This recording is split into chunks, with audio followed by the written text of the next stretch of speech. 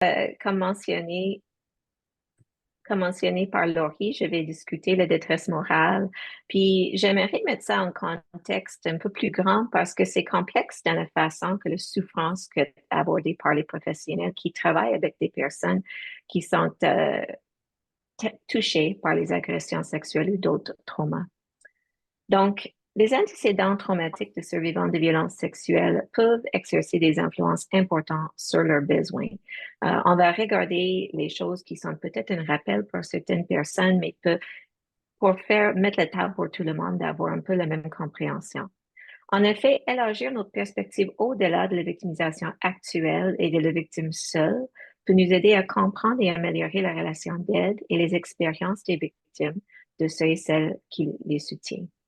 Et on parle souvent de le trauma comme quelque chose, comme quand un bateau est sur un lac et ça laisse les traces dans les vagues, c'est quelque chose qui rayonne loin, qui touche beaucoup de personnes.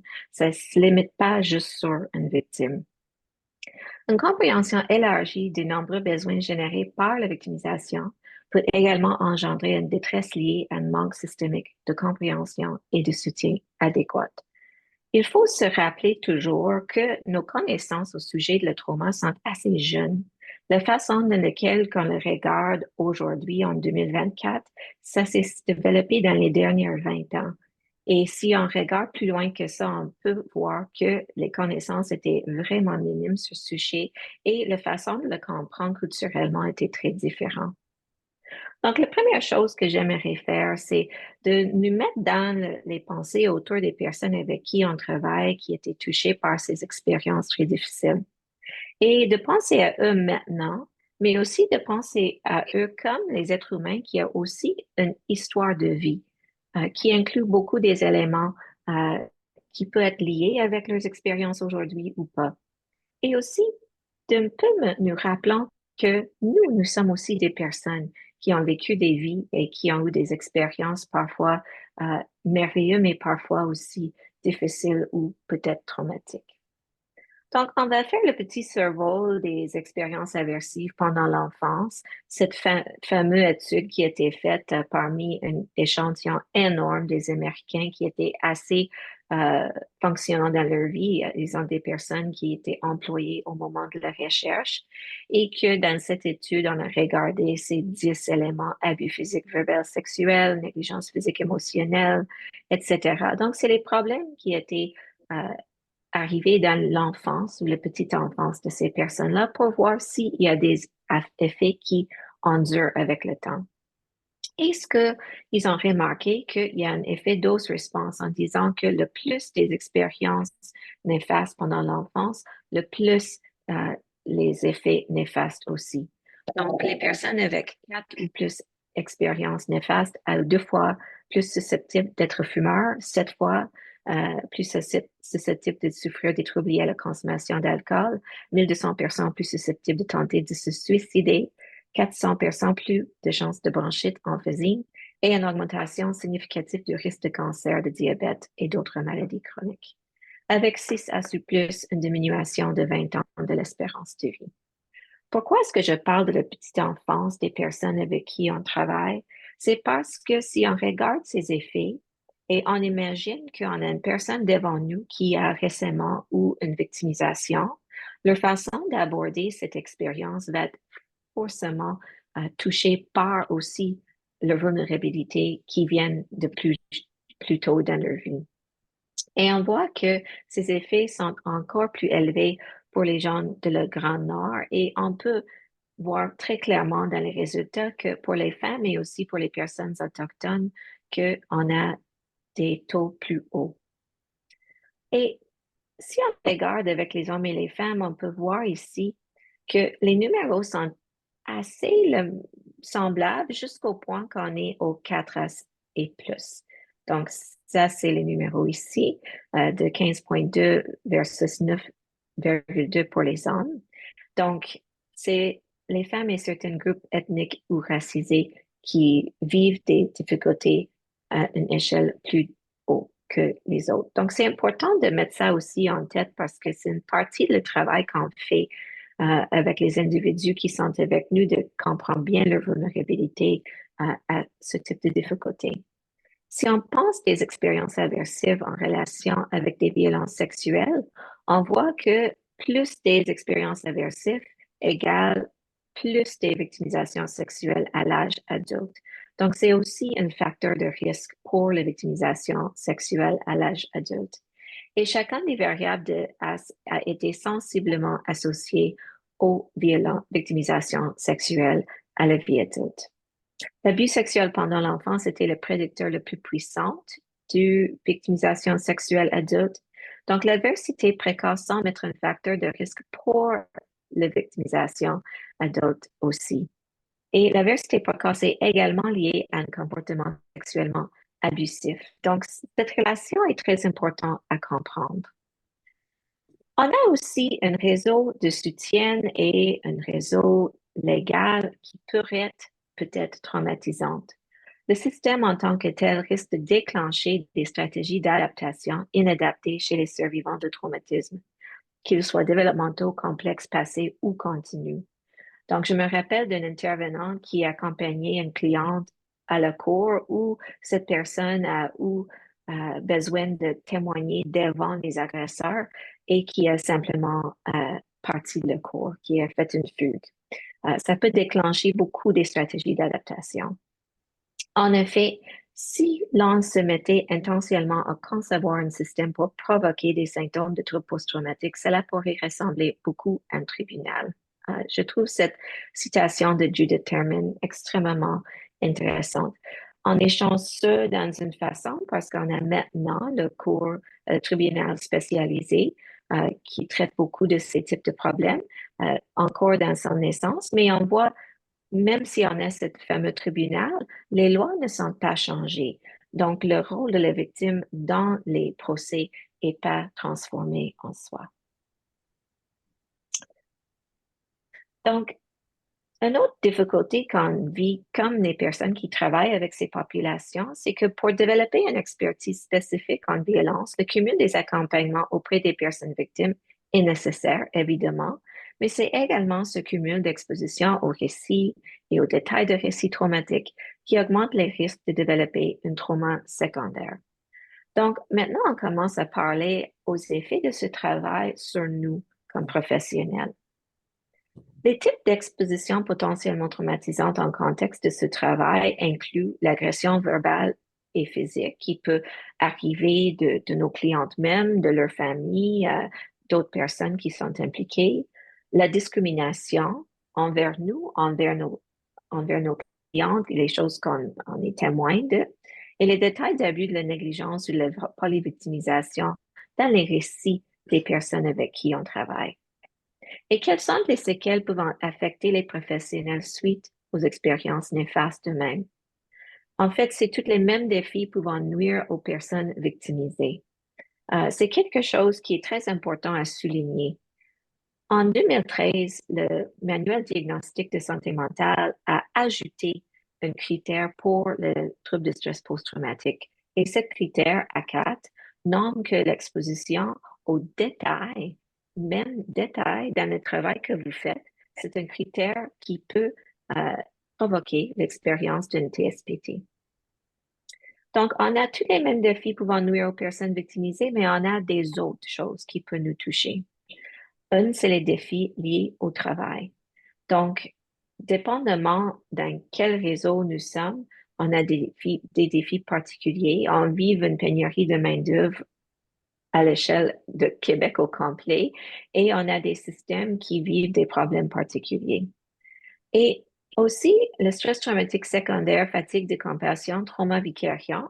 Comme j'ai expliqué, le TSPT, c'est quelque chose que nous sommes déjà à risque à cause de notre travail.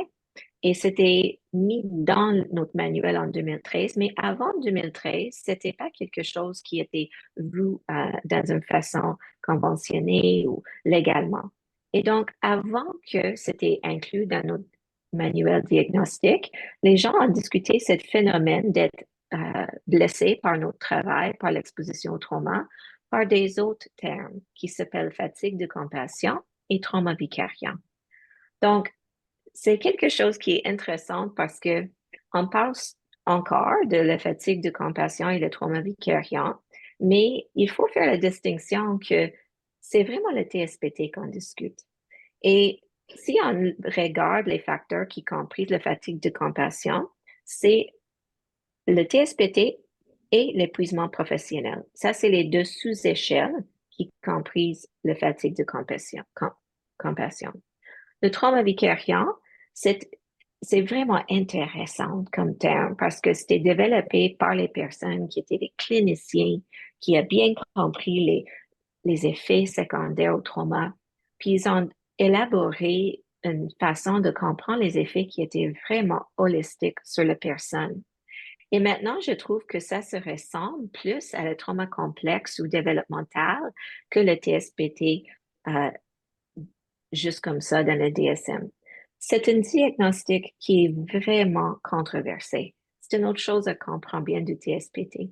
Ça a commencé avec, OK, tout est bien, tu habites un trauma, tu as des séquelles, voilà, on traite les séquelles, voilà, on a une guérison. Mais au fil du temps, c'était clair que le trauma est beaucoup plus compliqué que ça, que les gens peuvent vivre beaucoup plus qu'une expérience traumatique. Donc, au fur et à mesure, les éléments étaient ajoutés dans les critères, dans le diagnostic. Et maintenant, il y a plus que 100 000 façons qu'une personne peut vivre une TSPT. Donc, il y a beaucoup de questionnements autour de comment cet diagnostic est conceptualisé. Donc, si je pense à les défis professionnels liés au traumatisme, je pense vraiment de le TSPT. Et quand je parle de le stress traumatique secondaire, c'est le TSPT, mais je parle quand c'est vécu à cause de l'exposition des traumas et pas l'expérience directe. Qu'est-ce que je veux dire par ça? Si quelqu'un vient à mon travail et m'attaque physiquement, je peux avoir un TSPT et ça, c'est une expérience directe. Mais si j'entends l'histoire de ma cliente qui a été attaquée par cette personne, ça, on peut nommer un stress traumatique secondaire juste pour clarifier qu'on discute cette façon d'exposition, mais ça reste une TSPT. Plusieurs des personnes, comme j'ai déjà expliqué, parlent encore de fatigue de compassion ou le trauma vicariant. On peut certainement discuter les choses, euh, ces concepts, parce qu'ils sont très riches, avec beaucoup des autres manières d'aborder l'expérience vécue. Sauf que j'aimerais que vous gardiez en tête toujours que c'est un TSPT, parce que j'ai peur parfois, quand on ne le nomme pas comme un TSPT, qu'on diminue l'importance ou l'effet, et c'est un effet important sur le bien-être d'une personne. Donc, la transmission des traumatismes en contexte professionnel, certains défis sont transmis de manière interpersonnelle par le biais des relations d'aide et des relations entre professionnels. Donc, c'est quelque chose qu'on peut vivre à cause des récits qu'on entend, des expériences d'autres personnes. Donc, il faut comprendre ça pour doser la façon dans laquelle on discute nos défis au travail.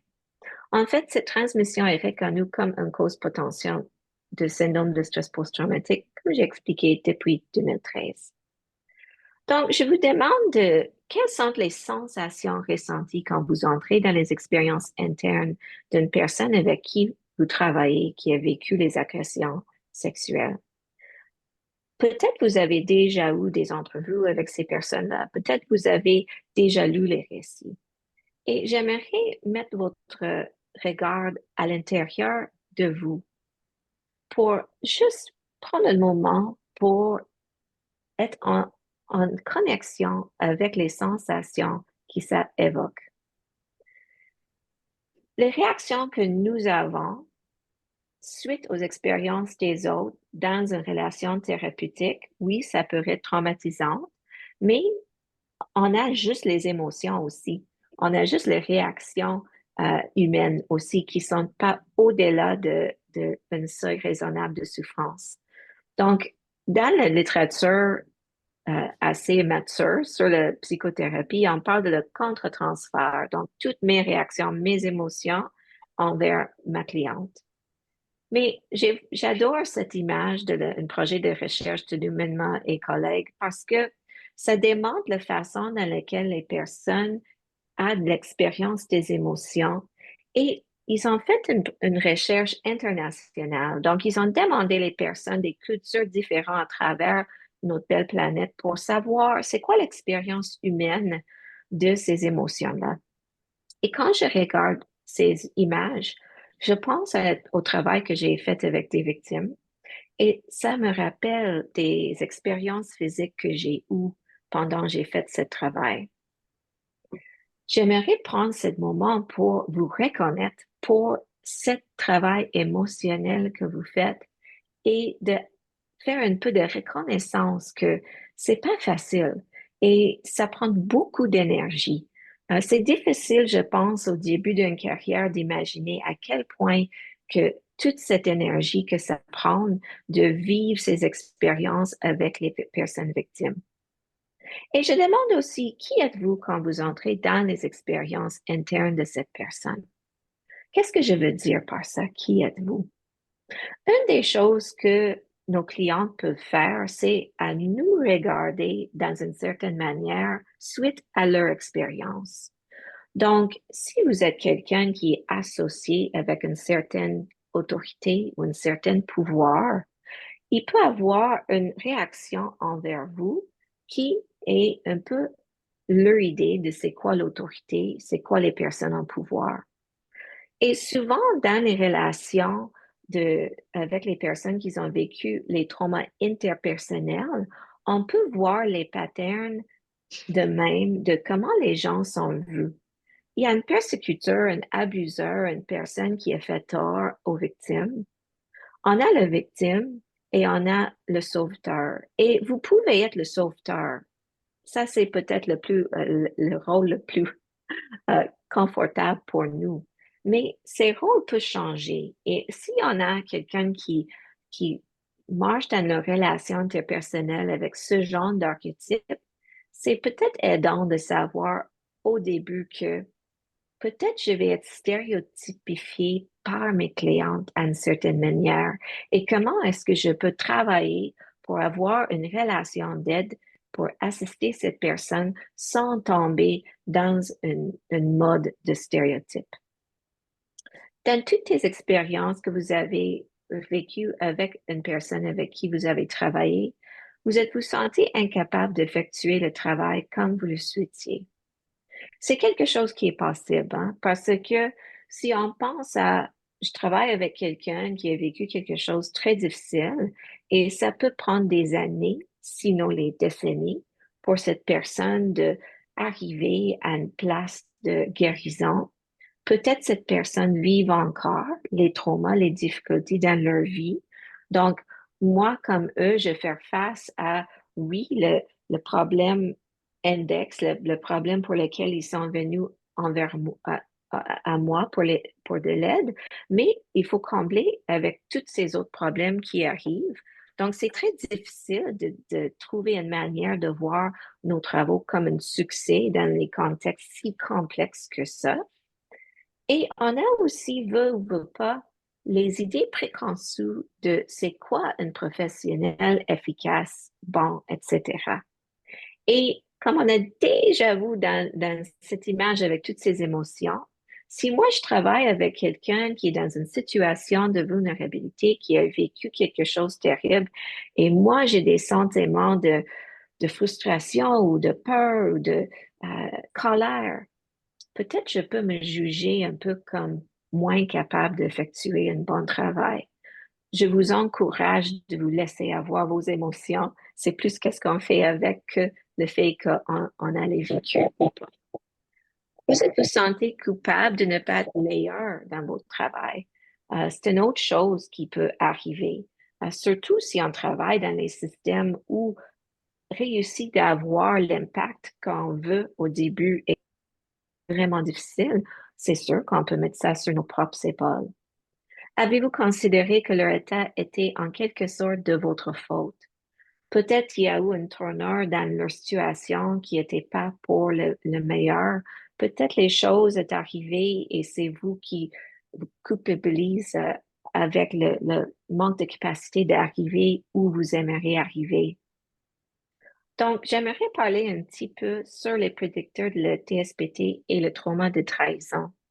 Probablement plusieurs d'entre vous ont déjà entendu dire le trauma de trahison, mais c'est l'idée que vous êtes dans une situation où quelque chose de traumatique est arrivé, mais le système qui est supposé d'être responsable ou supposé de vous protéger ne le fait pas.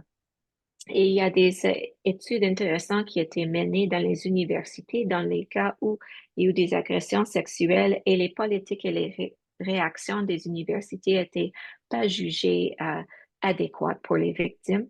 Donc, c'est un bel exemple d'une façon que les personnes peuvent vivre un trauma de trahison. L'autre chose, c'est que les expériences traumatisantes, on voit à travers le monde que si on a une expérience qui était difficile, mais c'était prévu ou c'était quelque chose, on était bien préparé pour ça, versus une situation où quelqu'un a nous trahi, on voit que les taux de TSPT sont beaucoup plus élevés si on a cet élément de trahison qui a été impliqué. Donc, j'aimerais discuter une petite affaire pour imaginer comment on peut voir les patterns sur l'intensité des expériences de blessures traumatiques. Donc, on peut avoir une expérience tolérable, on peut avoir un manque de dissociation, l'absence des émotions intolérables, un inconfort qui s'atténue avec le temps. Donc, on a vécu quelque chose de difficile, mais c'était quelque chose qu'on était capable de tolérer. Je pense récemment, j'ai eu une chirurgie. Et ça, c'est bizarre, hein? On dit aux étrangers qu'on va aller dans une pièce et les laisser nous ouvrir avec un couteau. Écoute, c'est quelque chose qui risque d'être très traumatisante. Mais c'était pas traumatisante du tout. Moi, j'ai compris le sens de faire quelque chose pour me protéger. J'ai pas eu peur pour les séquelles. J'ai eu confiance sur l'équipe. Donc oui, c'était une expérience tolérable. J'ai pas dissocié. J'ai pas eu des émotions intolérables malgré que c'était pas le fun de faire. Et les choses qui me fait inquiète ou la douleur, ça a atténué avec le temps. On peut aussi avoir une situation où on a une faible trahison, une absence de trahison, et on a une belle présence de soutien social et minimal stress de vie. Donc, dans cette situation-là, on peut avoir un peu plus d'inconfort et ça peut peut-être avoir plus de risques de TSPT ou de danger pour nous. Et la prochaine étape, c'est une expérience extrêmement pénible. La dissociation péritraumatique, qu'est-ce que ça veut dire? C'est que nous avons notre système a involontairement coupé nos expériences physiques et émotionnelles de nos consciences. Et puis, c'était quelque chose qu'on n'a pas contrôlé, ou les émotions très pénibles, le grand peur ou le terreur, et les souffrances ne diminuent avec le temps. Et finalement, on peut avoir des situations, malheureusement, avec une haute trahison, un manque de soutien social et un stress important dans la vie. Donc, vous pouvez voir avec ces quatre catégories à quel point que c'est le gros bon sens un peu que dès que vous avez un manque de certaines choses, c'est plus probable qu'on va vivre un trauma. Donc, ici, on a les petites flèches pour démontrer qu'ici, on a une réduction de certains éléments et une augmentation, et sur l'autre axe, une augmentation et une diminution. Donc, si on pense à cette partie de notre carré où on a une expérience tolérable, une faible trahison, etc., on peut imaginer peut-être les vols des biens, un accident où c'était pas terrible, quelque chose qui était difficile dans la vie et vraiment pas plaisant, mais on est capable de subir ça. Dans le jaune, on a des autres exemples. Un accident de la route, les catastrophes naturelles prévenues. Et ici, c'est pas clair, hein? C'est pas verte, mais c'est pas rouge. Mais ça dépend sur les autres facteurs, la trahison, le soutien social, des autres facteurs, comment que nous allons avoir la souffrance ou peut-être les séquelles de santé mentale. Et finalement, on a cette carré où on a, par exemple, un abus sadique où n'importe qui va avoir énormément de difficultés à surmonter sans avoir les symptômes. Et si on a un manque de soutien social et de stress important dans la vie, etc., ça va juste empirer notre situation. Pourquoi est-ce que je prends le temps pour vous montrer tout ça? Une des raisons, c'est parce que quand on travaille avec des victimes, des difficultés, surtout en relation, si on a ces fameuses expériences de incompétence ou qu'on a raté trop de choses, on peut mettre la responsabilité sur nos épaules aussi si on vive des séquelles importantes sur le plan de santé mentale. Mais si on regarde les choses qui produisent un TSPT, on voit que c'est pas vraiment les facteurs individuels. C'est pas des choses comme, ah, cette personne était déjà pas bien et maintenant ils sont moins bien et c'est un peu leur faute parce que, etc. Les facteurs qui produisent qu'un professionnel ou une autre personne va avoir les symptômes de santé mentale sont plus liés avec leurs circonstances qu'avec leur propre personne. Donc ici, j'ai voulu aussi offrir comme la façon dans laquelle on peut exprimer nos expériences selon le niveau de souffrance. Quand on ne souffre pas trop, je me souviens de mes expériences traumatisantes et elles peuvent m'aider à être une meilleure aide ou me donner plus de crédit. Ça, c'est quelque chose dans mon bagage personnel, c'est une expérience, c'est pas plaisante nécessairement à discuter, mais je suis capable de le discuter. Dans nos places où c'est plus mitigé les effets, je me souviens de pensées, d'émotions ou de sensations liées à ma propre souffrance ou traumatisme. Et peut-être je suis un peu crochée là-dedans. Je me souviens à ça, je pense à ça. Ou je me souviens de pensées, d'émotions, de sensations liées à ma propre souffrance ou traumatisme. Et aussi, vous êtes dans les émotions de ça fait pas du bien, puis peut-être je veux éviter à penser à ça. Et on peut commencer à voir un peu des symptômes du TSPT. Et finalement, même si l'événement est au passé, je revis mes propres abus, oppressions ou traumas. Donc, je propose une définition de le traumatisme qui vient de Dr. Paul Russell et ça me fait beaucoup du bien de lire son définition. Le traumatisme est tout ce qui cause des blessures. Les blessures est tout ce qui nécessite la guérison. Et la guérison est un processus de réparation qui, en règle générale, implique la douleur, le dysfonctionnement et nécessite la mobilisation des ressources. Le processus est donc coûteux, il consomme de l'énergie et l'organisme est contraint de prendre congé d'autres entreprises. Ça a l'air pour moi comme une description d'une blessure physique dans une manière. Et c'est exactement ça, un traumatisme. C'est une blessure qu'on a vécue et on a besoin de nous guérir de ce blessure. Et toute cette question de ah, c'était moi qui étais moins forte, c'était moi qui n'étais pas bon pour ce métier, etc. Ça n'a rien à faire avec le traumatisme, vraiment. C'est quelque chose qu'on peut toujours faire une réflexion, mais la recherche ne nous emmène vers ce type de questions pour trouver des bonnes réponses au traumatisme au travail. Donc, la prévalence de TSPT au Canada, c'est 2,4 et si on regarde le risque à vie, ça tombe à 9,2. Et parmi les professionnels en relation d'aide, les TS qui travaillent avec des victimes de violences entre partenaires intimes ou d'agressions sexuelles, ça saute à 29%. Donc, 2,4 à 29%. Intervenants en violence conjugale, 43%. Et intervenant dans les services de la protection de la jeunesse, 34 à 75. Et celles qui ont les plus gros effets, c'est celles qui travaillent avec des familles directes avec des enfants. C'est pas les statistiques qui sont complètement concordes avec vos travails, mais en même temps, c'est dans les mêmes types de milieux et il existe beaucoup des études de cette manière qui nous démontrent que ce type de travail où on est exposé à la souffrance des autres personnes, souvent en relation, que les professionnels dans ces rôles sont beaucoup plus à risque.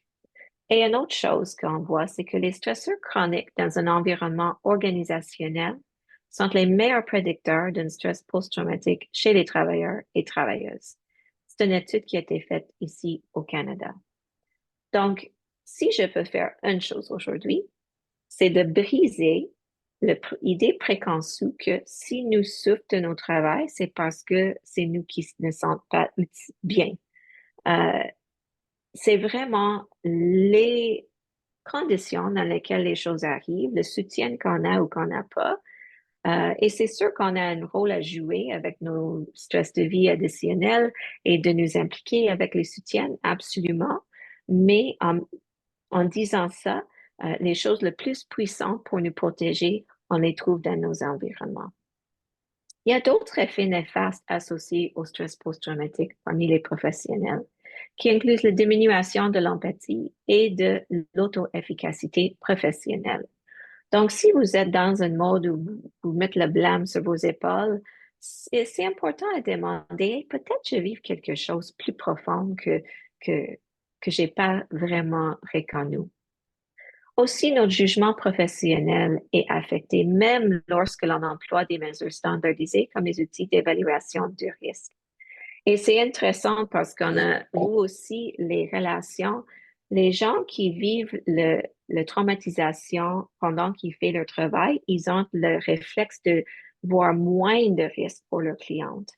Et donc, les personnes qui souffrent d'un effet post-traumatique dans ce groupe, les personnes qui ne souffrent pas, regardent la même situation d'une cliente et ce groupe voit plus de danger que ce groupe ici. Donc, c'est un peu contre-intuitif.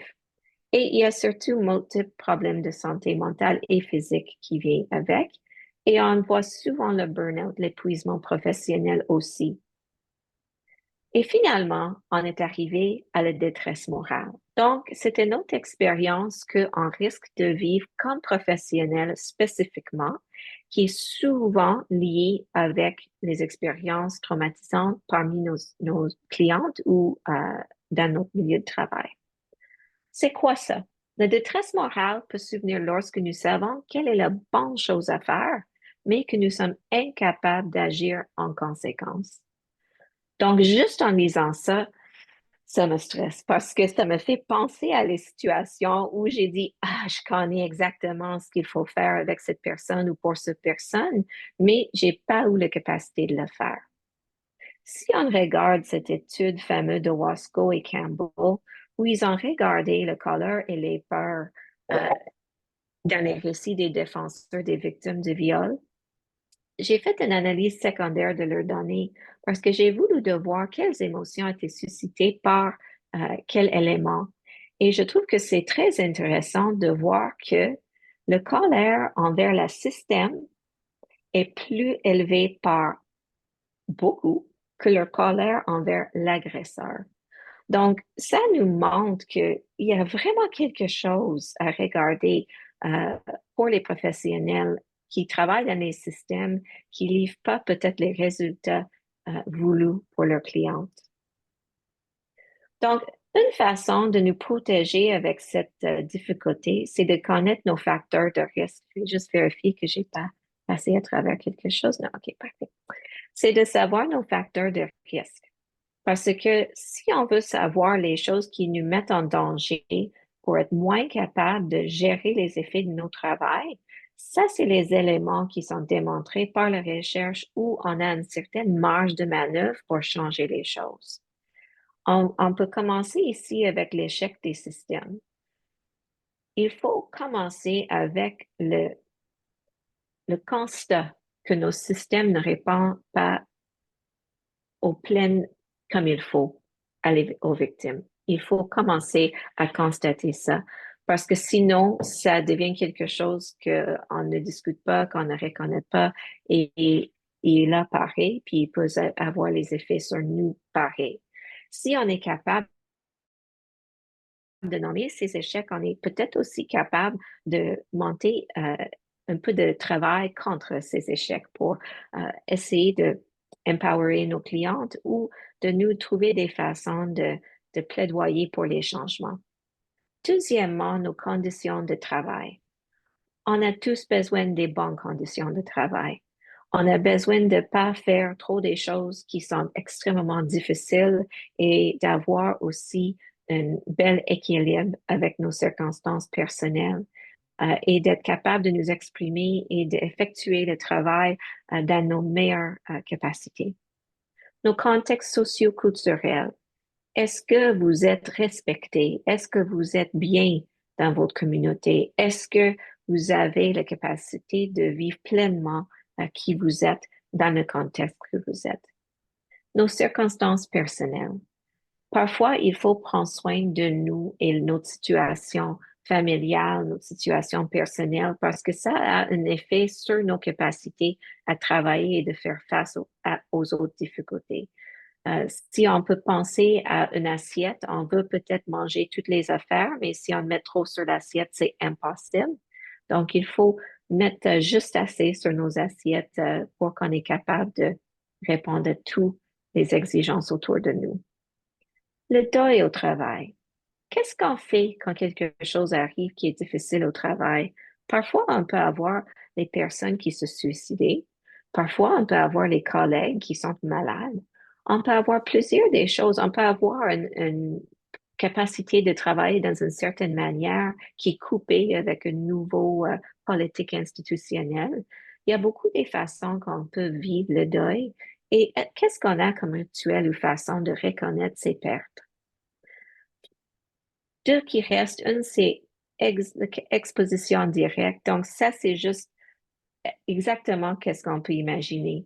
Si vous avez trop d'exposition aux expériences ou aux récits de traumatisants, c'est le plus grand prédicteur d'un problème de santé mentale d'un professionnel, un chercheur, une personne qui est en contact avec ces éléments-là. Donc, comment est-ce qu'on peut réorganiser nos travaux afin de diminuer l'exposition brute qu'on vive? Et ça est aussi la même stratégie avec l'exposition indirecte. Donc, je suggère toujours avec les équipes de discuter avec l'une et l'autre, c'est quoi qu'on a dans nos dossiers. Et si jamais quelqu'un reçoit un dossier et ça touche trop des choses difficiles pour eux, d'avoir toujours la capacité à dire, hey, je m'excuse, mais celle-là, je ne pense pas que je suis capable en ce moment. Je peux prendre d'autres choses difficiles, mais est-ce que quelqu'un d'autre peut peut-être prendre ça en charge? Quelque chose que j'aimerais, on est presque terminé, mais j'adore de montrer cette graphique-là parce que on a déjà discuté que les stresseurs chroniques dans un environnement organisationnel sont les meilleurs prédicteurs d'un détresse post-traumatique chez les travailleurs et les travailleuses.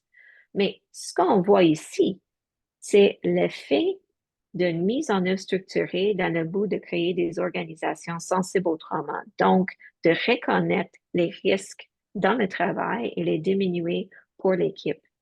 Et ce qu'on voit, c'est que si on a une activité d'implémentation qui est forte et on continue, on voit une baisse de le stress traumatique ou le TSPT parmi le personnel assez significative.